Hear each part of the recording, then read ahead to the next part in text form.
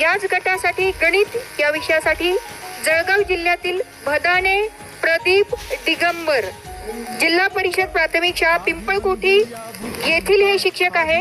कृपया आपण सर्वांनी टाळ्यांच्या गजरात पुरस्कार प्राप्त शिक्षकांचा सन्मान करावा। भदाणे प्रदीप दिगंबर पिंपळकोठी येथील हे शिक्षक आहेत। यानंतर याच गटासाठी इंग्रजी विषयासाठी मुंबई BMC येथील किनी फ्रीझोन शानन सेंट मेरीज हायस्कूल येथील या शिक्षिका आहेत। यांनी आपला पुरस्कार सन्माननीय अतिथींच्या हस्ते स्वीकारायचा आहे।